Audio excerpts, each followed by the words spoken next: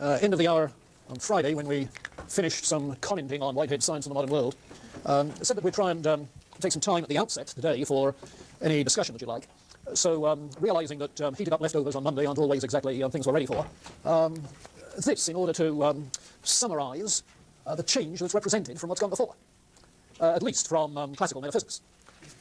Instead of substance, some enduring identity, the substance being the ultimate reality, it's process. And the ingredients are events which come and go, so there's no enduring identity through extensive periods of time, though there are enduring strains in long extended events. After all, the history of the cosmos is an extended event. The change is, of course, from the 18th century mechanist model to the organic model, if you're thinking of this business with Model 1, Model 2, Model 3. So it is the development of new science in the 19th century, developmental biology, something other than mechanistic explanations of life, and relativity physics, energistic physics, breaking down the solidity of matter, so forth. So that more organic, if you like, relational model. It's worth noting, perhaps, that Whitehead remains a quantitative pluralist. That is to say, in terms of how many events are there. Obviously, many, many, many, many events. How many processes are there? Oh, endless processes. He's a quantitative pluralist, numerically. But in terms of the nature of those events and processes, they're all fundamentally the same. Qualitative monism. So the same description of an event applies to God and to a particular sense perception that we have. Qualitative monism. It seems to me that that's the source of some of his problems. That he gives insufficient weight to qualitative distinctions between God and creation. And again, if you like, between the human person and natural phenomena. The person is, in a sense, a natural phenomenon. There's something distinctive about persons. So it's that qualitative monism which seems to overgeneralize and to bring everything into the same process. The mechanist model, of course, had external relations, as in the causal interaction of Descartes' mind-body dualism.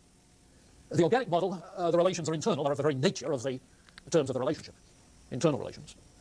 Because of the external relations, the 18th century was able to seek and claim complete objectivity of knowledge. The mind is a passive recipient of data, you see. And while Kant upset that apple cart, by the time you get to Whitehead, subject-object continuum. That is to say, in every knowing situation, and tripping over this code here, in every knowing situation, there is already what is contributed by antecedent events before the new data come in. And in addition to that, there's the decision that's made in terms of the eternal possibilities that are offered in the new event. So the subjective as well as the objective contributing in this case.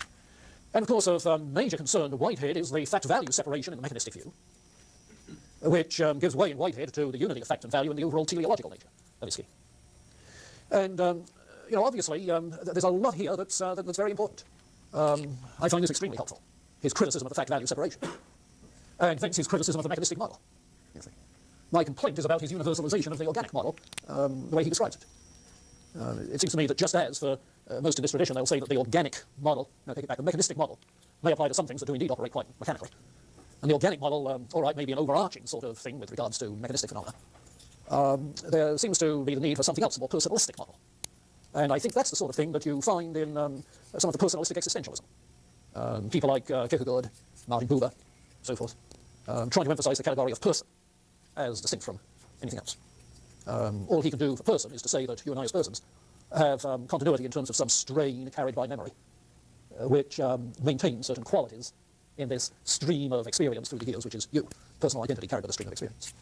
And that's a slim sort of identity. In fact, articles have been written saying that Whitehead's ethic really doesn't provide a basis for holding anybody accountable, simply because of the successive events without one continuous agent, who can today be held accountable for yesteryear, or perhaps even yesterday.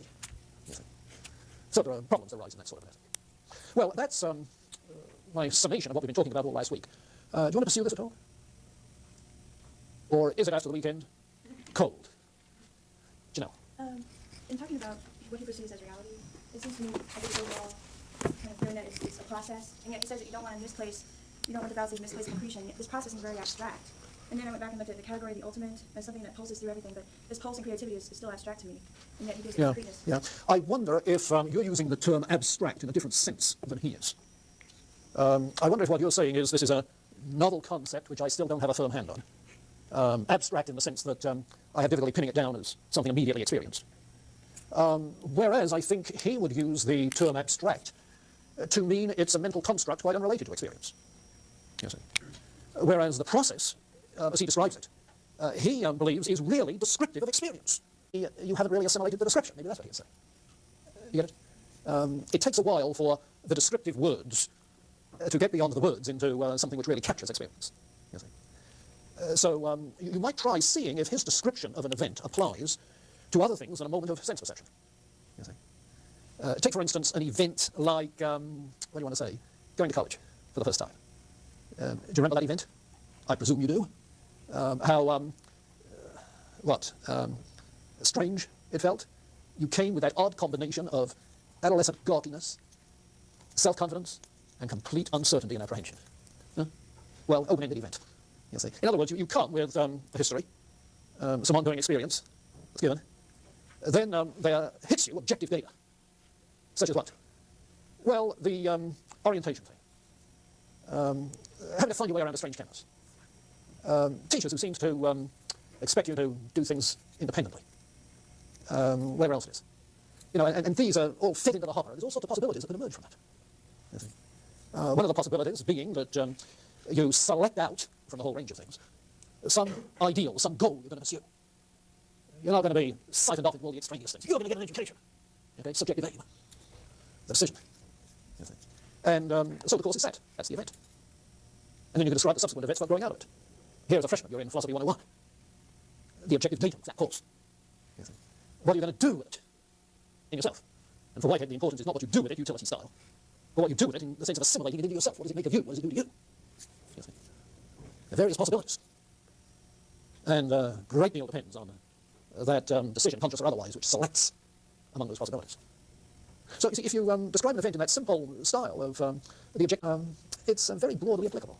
You see. So, I guess I'd say if you find that description abstract, you see, reflect on it. Doesn't it fit? You see, and a good description is one that fits. Yeah, when you singled out the move from magnetic model to organic model, Yeah. Back to value separation, back to unity, I'm wondering what's unique in the move from magnetic model to organic model that's not already intrinsic in the human substance process. Yeah, I'm not sure that that I buy that form of the thing. It seems to me that this is the basic thing. And then once he defines the process in terms of events following the threefold description, threefold ingredients, then you begin to see that this is an organic model. These are internal relationships. There is this subject-object continuumness. So these are all ingredients in his description of the process. Yeah, you're right there. These are not separate items. They're simply unpacking the one concept. Yeah. Which is another way of saying that his is a beautifully coherent scheme. David? Can you hear David back in the corner?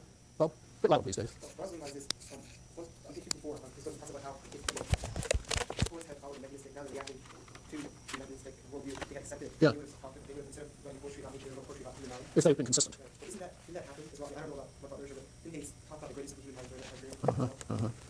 Yeah, you're thinking of Alexander Pope's essay on man, for instance. You know, where he says the proper study of mankind is man. You see? Yeah, they do. But they still, while writing about and exalting the human reason, they still take the subjectivist sense. You see? So in that sense, they're not consistent. They're not consistent. Taking an objectivist stance, they regard primary qualities as objective. They think they're being quite objective about the secondary qualities, which are effects of primary qualities on their own sensory apparatus. You see? The inconsistency is if they ascribe those secondary qualities to things out there, as if the rose is indeed red, as if the rose indeed smells. You see? I could see that some of them might say, oh, listen, there are just verbal conventions and shortcuts. When you say the sun rises, you don't mean the sun's moving, do you? You see? When you say the rose is red, you don't mean the rose is red, do you? You know, the sun rises, the sun appears to rise from our standpoint. The rose looks red from our standpoint. So they could defend themselves that way. In which case, I suppose what Whitehead says in that regard is not so much a criticism as a rhetorical expose of the problem of developing an aesthetic of objective aesthetic values on a mechanistic basis. Yeah. And indeed, as you look at the aesthetic theorists of that period, Hume, for instance, sees the aesthetic more in terms of subjective feelings, passions, taste, that sort of thing, what pleases our taste. You see. So it's not that there is aesthetic value intrinsic in the rose. The aesthetic value is in its user satisfaction, as with moral value in user satisfaction, the utilitarian direction. That makes sense? Okay, Do you want, about this juncture in the course, to have a free-for-all discussion some late afternoon or evening? Would that be helpful? Hegel? Post-Hegelian stuff through Whitehead, or shall we wait till we're through with Dewey? What's your choice? Come again? Let's do after Dewey. After Dewey? Okay, after Dewey it is. Which means next week sometime. I'll try and identify a time. Next week will be better than this week for me anyway. This week looks like a busy one. All right, now let's turn our attention, shall we, then, to American pragmatism. And let me initially, before I say anything else, say there are similarities between pragmatism and process philosophy.